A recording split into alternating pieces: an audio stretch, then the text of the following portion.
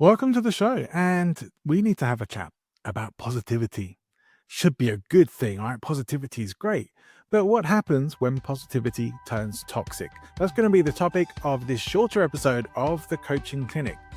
So, welcome to the Coaching Clinic with John and Angie, the show for coaches who want to develop their coaching skills and grow their business. I'm happy to be back with another shorter episode for you today and deliver the good news that Angie is much better and will be back in the recording studio with me tomorrow. So we're very much looking forward to that. She is also going to be recording a one-shot episode that you'll be getting pretty soon as well. And we are interviewing some new guests, people within the coaching industry or people who are helping coaches to grow their businesses that we will be bringing you as well. So look forward to those things. Positivity, though, should be a good thing. We could all benefit most of the time from being a bit more positive. And I know it's something that I've done a lot of work on myself, but where does it start to become toxic? Now, this is a tool that has been used within certain personal development cult-like organizations that could actually, to some degree, be described as cults. Now, I probably will do an episode at some point, maybe one of my solo episodes, about cults and identifying cult behaviors. But there are four main levers that cults use to control people. And this doesn't just happen in an instant. You may think, surely someone could just walk away from that when they start to notice it. Hopefully, yes. But if you don't know the tactics that are being used against you, these are things that can actually start to, over time, wear you down and get you to conform to the group behaviors. Now, a cult could be a large organization, a smaller group, or even just one person can be a cult. You can have cults of personality for sure. You can have political cults, religious cults, business cults. They all exist and they all use typically some level of these four control levers. One is behavior control, where they actually aim to control your behaviors. Another is information control, where they control the information that you receive. So you mainly only ever get propagandized by their own information and cut yourself off to external sources. Another technique is thought control, where they'll get you to do things like thought stopping exercises so you can shut down any critical thinking or any doubts or red flags that might be flashing up in your mind. And another is emotional control, where they try and get you to feel a certain way and to restrict the emotions that you are allowed to express. Now, even with just some of those elements present, that is cult-like behavior. And certainly, many organizations use levels of these. Now, the amount of these levers that are being applied does differ to the level of whether something is a bit cult-like or whether it is a full-blown cult.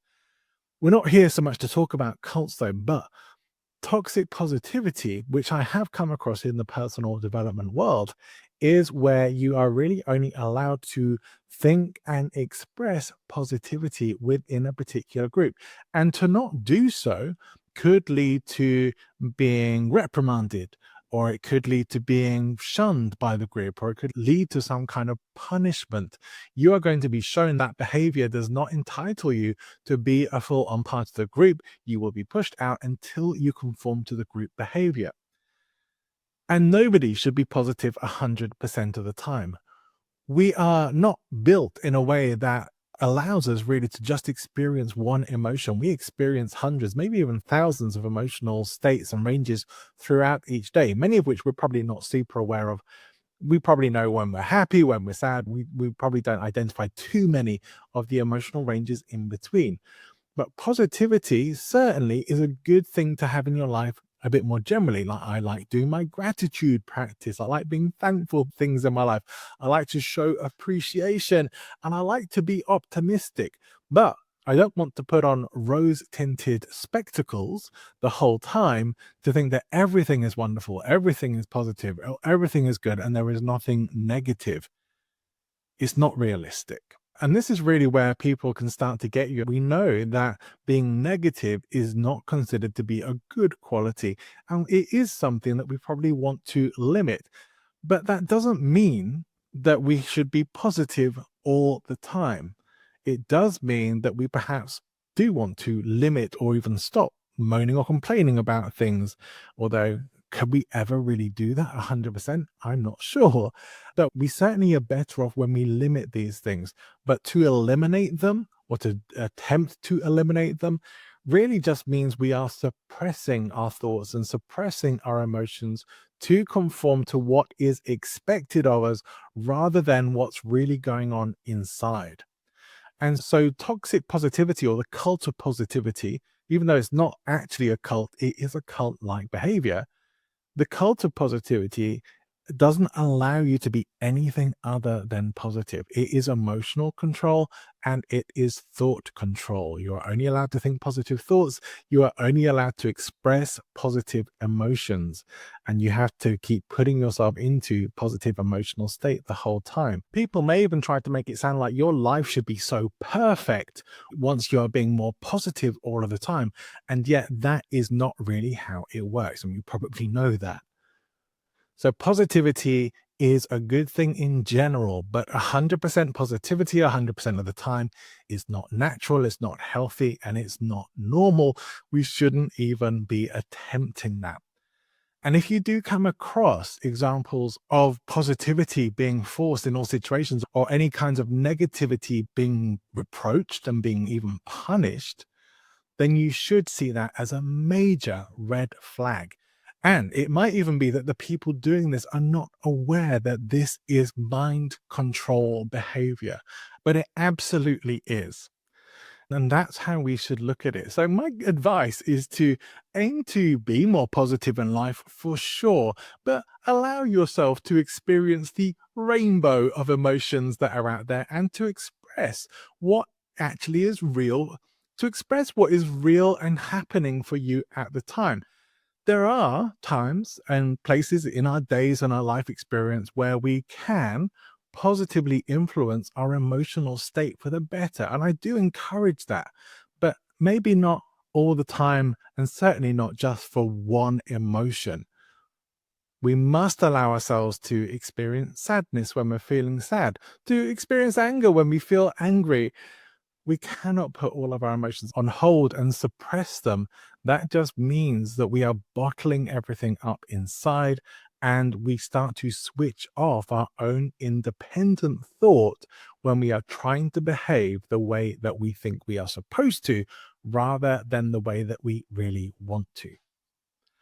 I hope this has been a good and insightful episode and definitely is encouraging me to want to go a bit deeper into cults with you.